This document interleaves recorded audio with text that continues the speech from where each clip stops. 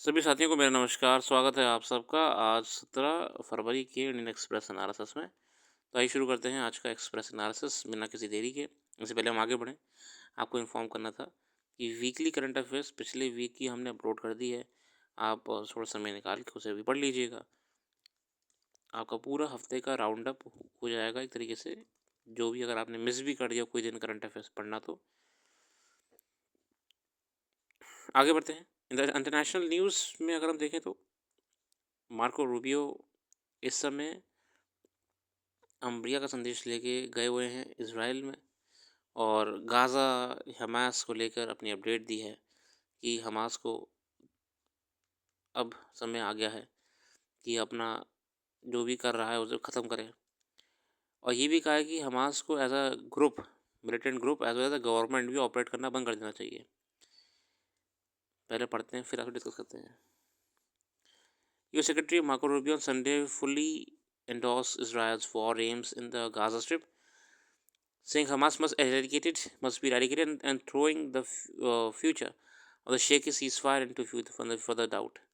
Rubio met Benjamin Netanyahu in Jerusalem at the start of the regional tour, where he is likely to face pushback from Arab leaders over President Donald Trump's proposal to transfer the Palestinian population out of the Gaza Strip. अभी कुछ दिनों पहले Trump साहब ने कहा था ना कि गाज़ा के जो लोग हैं उन्हें अब वहाँ से हटा दिया जाए और आस-पास के क्षेत्रों में भेजा जाए, जॉर्डन, सीरिया वगैरह में, ताकि गाज़ा पट्टी को वापस से डेवलप करा जाए और वहाँ का बहुत ही आधुनिक शहर बसाया जाए। तो ये कोई ना कहीं थोड़ी-सी आस-पास के जो आपके देश हैं, जॉर्डन, सीरिया, इनको नाराज़गी हो गई कि ये कैसा फरमान होता है। तो अभी फ़िलहाल ये टूर पे गए हुए हैं, यूएस सेक्रेटरी ऑफ स्टेट हैं मार्को रूबियो। ये अब समझाएँगे उन देशों को भी कि मतलब क्या था इस चीज़ का। बाकी इज़राइल के साथ कई संबंध करें रक्षा वगैरह के, डिफेंस के, यहाँ बताया हुआ है। अब जो समय उन्होंने ये कहा था कि हमास को एज़ अ मिलिट्री ग्रुप और एज़ अ गवर्नमेंट भी ऑपरेट करना बंद कर देना चाहिए। ये गवर्नमेंट क्यों कह दिया? देखिए, आप पढ़िएगा हमास का जो इतिहास है, हम हमास एक्चुअली जो है ये वहाँ पे गवर्नमेंट रही है लंबे सालों से। पैलेस्टाइन में लोगों ने ही हमास को सरकार बनाने दिया था, और ये कोई हाल फिलहाल में नहीं हुआ, ये बहुत पुरानी बात है।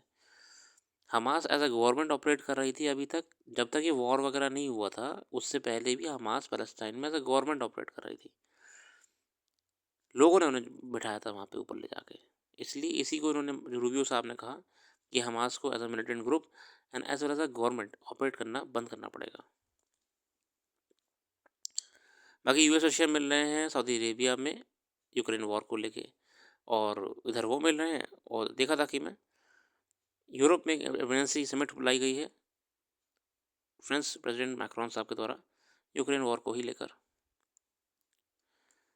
बहुत ही टर्बुलेंट टाइम्स हैं डिप्लोमेसी के लिए। आगे बढ़ते हैं आज के अंतर्राष्ट्रीय खबरों के अलावा एडिटोरियल की तरफ। New income tax bill ease of tax paying, recently presented budget 2025 will go down as one of the provided as one of the that provided an overall population sorry as one that provided India's income taxpayers the meager as the number as related to the size of overpopulation. A massive relief, with government taking a hit of rupees 1 lakh crores in revenues foregone, but an arguably more sustainable, substantial move, economical regulatory reform as well as an initiative towards improved governance. अब new income tax bill लाया जा रहा है, बहुत से reforms में करे गए हैं, जनता के फेवर में भी करे गए हैं। The new bill which is now being scrutinised by select committee of Lok Sabha intends to contemporize as well as simplify the existing statute and the dates back to 1961। देखिए इनकम टैक्स एक्ट कितना पुराना था, 1961 से चला आ रहा था, उसे पूरा नया ओवरहॉल करने की जरूरत है। The new bill is just half the length of the existing law as it cuts the total chapters from 47 to 23। अब 47 से लेकर 20 अब चैप्टर्स जो हैं वो कम कर दिए हैं, 23 चैप्टर पे आके रुक गया है। has been made possible by omitting outdated provisions, पुराने जो किसी काम के प्रोविजन हटा दिया गया है, restructuring related proportions and simplifying the language. For instance, now there will be a single and separate schedule dealing with all the exemptions applicable to non-residents, and such a taxpayer will find it easy to read the law. बहुत सारी चीज़ें करी गई हैं यहाँ पे। The new bill also brings cryptocurrencies under the capital assets umbrella. It will enable tax authorities to call for information from virtual digital space, as online investments and trading accounts. The new bill is not as substantial a change as Bharatiya Nyaya Sanhita, replacing the Bharatiya Dand Sanhita. The original bill was to make the act, सब reform की बात करी गई है इसमें. A 14-fold jump in soybean oil imports from Nepal triggers red flags in India. Soybean oil imports saw a sharp 14-fold surge from neighboring Nepal during April 24 November period 2024. This comes in overall soybean imports in India are showing a rising trend with a 19% overall surge. भारी मात्रा में हम soybean import कर रहे हैं नेपाल से. 19% की और ज़्यादा इंपोर्ट बढ़ गई है. The import such has triggered some concern in India's policy circles, with trade experts maintaining that trend could be a result of possible flouting of rules of origin by Nepal and tariff arbitrage that country enjoys due to zero duty access to India.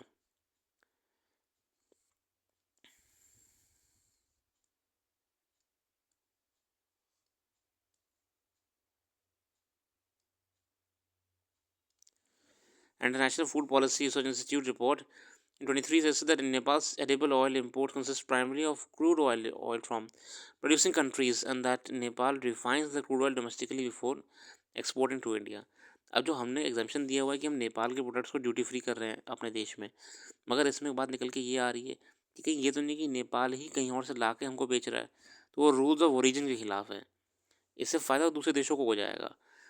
Interestingly, when examining the import profiles of both the countries, it becomes clear that they share the same major suppliers of crude edible oil.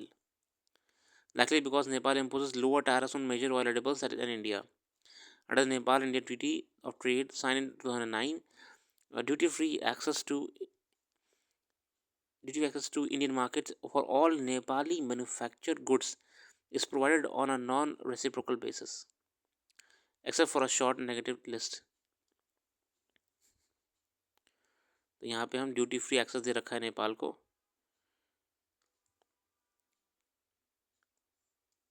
तो soybean imports 19% और बढ़ गए हैं. ये कई trade के लिए भी अलार्मिंग है देश के. यहाँ पर सोवरेन ग्रीन बॉन्ड्स के बारे में बात करिए. ग्रीन बॉन्ड्स होते क्या हैं? These are debt instruments issued by government, corporations and multilateral banks to raise funds for projects that reduce green emissions or enhance climate resilience. जो प्रोजेक्ट्स आपके एमिशन वगैरह कम कर रहे हैं, क्लाइमेट के लिए सेफ रहे हैं, उनके लिए. Issuers typically offer green bonds at lower yields than conventional bonds, assuring investors that proceeds will be used exclusively for green investments. Why are green bonds? Those are issued by sovereign entities like Government of India. Sovereign का मतलब क्या है? Sovereign मतलब कि सरकार ऐसे issue कर रही है. The framework defines green projects as those that encourage energy efficiency.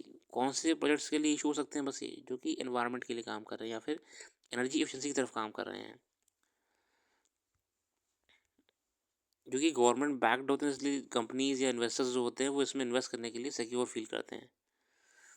According to recent World Bank report, emerging market sovereign issuers tend to issue more bonds that finance a combination of green and social projects compared to advanced market sovereign issuers, which overwhelmingly issue green bonds. In other words, bonds for projects that combine green and social projects, also known as sustainability bonds, could boost investor interest and increase proceeds from issues. The report also noted that sovereigns take considerable time to prepare the post-issuance allocation and impact report, which impacts investors' interest. बढ़िया है. आगे बढ़ते prime minister धान्य कृषि योजना के बारे में दे रखा है. धान्य कृषि योजना. On the lines of aspiration district programs, our government will undertake PMDKY in partnership with states. ADB was launched by Prime Minister Narendra Modi in January 2018.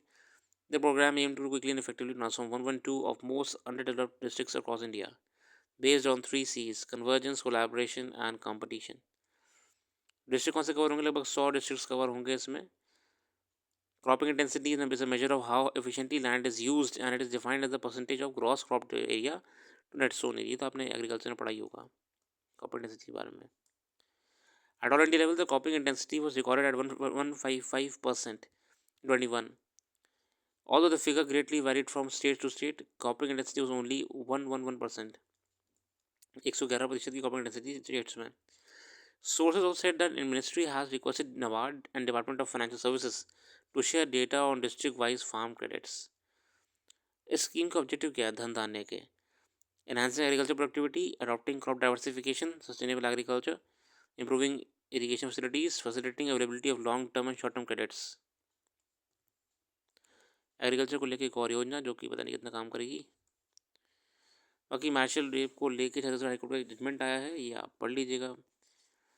हालांकि अभी सुप्रीम कोर्ट में अगर ये चैलेंज हो जाएगा तो उसके और नए इंटरप्रिटेशन निकल के आ जाएंगे। फिलहाल इसी के साथ आज की क्विक एनालिसिस में इतना ही रखते हैं। अपना कीमती समय देने के लिए बहुत बहुत धन्यवाद। कल फिर आएंगे नई वीडियो के साथ। Thank you.